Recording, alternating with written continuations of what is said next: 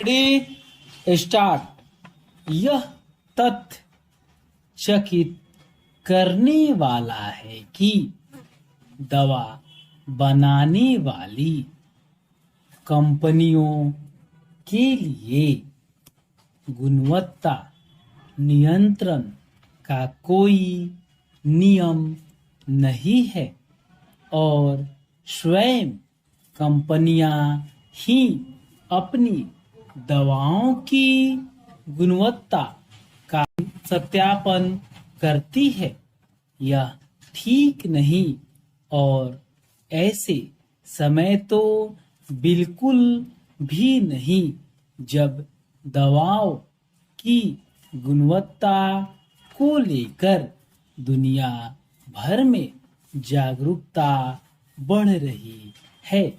चूंकि भारत एक बड़ा दवा निर्यातक देश है और उसे विश्व का औषधि कारखाना कहा जाता है, इसलिए सरकार के लिए यह आवश्यक है कि वह दवा कंपनियों के लिए क्वालिटी कंट्रोल का कोई भरोसेमंद नियम बनाए।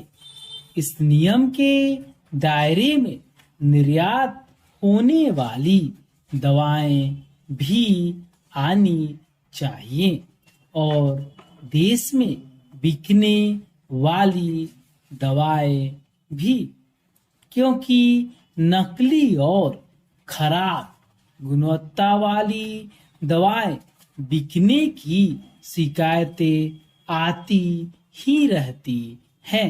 इससे संतुष्ट नहीं हुआ जा सकता कि पिछले दिनों विदेश व्यापार महानिदेशालय ने एक अधिसूचना जारी कर कहा कि 1 जून से कफ सिरप निर्यातकों को विदेश भेजने के पहले अपने उत्पादों का निर्धारित सरकारी प्रयोगशालाओं में परीक्षण कराना आवश्यक होगा।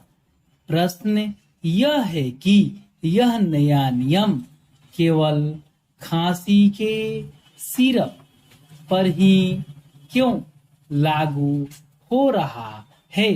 क्या इसलिए कि पिछले वर्ष गाम्बिया और उज्बेकिस्तान में भारतीय दवा कंपनियों की ओर भेजे गए कफ सिरप में खामी पाई गई? विश्व स्वास्थ्य संगठन ने भारतीय कंपनियों की ओर से इन देशों में निर्यात किए गए कफ सिरप से कुछ बच्चों की मौत का भी दावा किया। यद्यपि इस दावे को भारत ने चुनौती दी, लेकिन देश से निर्यात होने वाले कफ सिरप की गुणवत्ता को लेकर विश्व के कुछ देशों में संशय पैदा होना स्वाभाविक है। यह ठीक है कि विदेश व्यापार महानिदेशालय ने कफ सिरप के मामले में एक आवश्यक कदम उठाया, लेकिन ऐसा कदम तो निर्यात होने वाली सभी दवाओं के मामले में उठाया जाना चाहिए।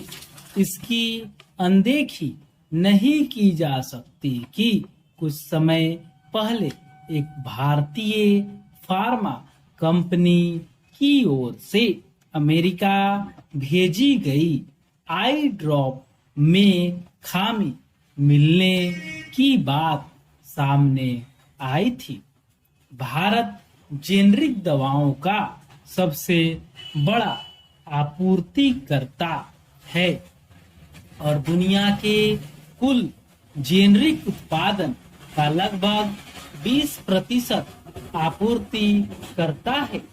भारत के दवा उद्योग की व्यापकता को इससे समझा जा सकता है कि देश में 3000 से ज्यादा दवा कंपनियां हैं, जो 10,000 से ज्यादा फैक्ट्रियों के जरिए दवाओं का उत्पादन करती है। 2014 से 2022 के बीच भारत का दवा निर्यात दोगुने से भी ज्यादा बढ़कर 24.6 अरब डॉलर के स्तर पर पहुंचा। स्पष्ट है कि भारत को अपने दवा उद्योग की साख को बचाने के लिए हर संभव जतन करने होंगे। जिस तरह विदेश व्यापार महानिदेशालय कफ सिरप के निर्यात के मामले में सक्रिय हुआ, उसी तरह औषधि महानियंत्रक को भी यह सुनिश्चित करना चाहिए कि देश में बनने वाली दवाओं की गुणवत्ता को लेकर कहीं कोई सवाल न उठने पाए। स्टॉप।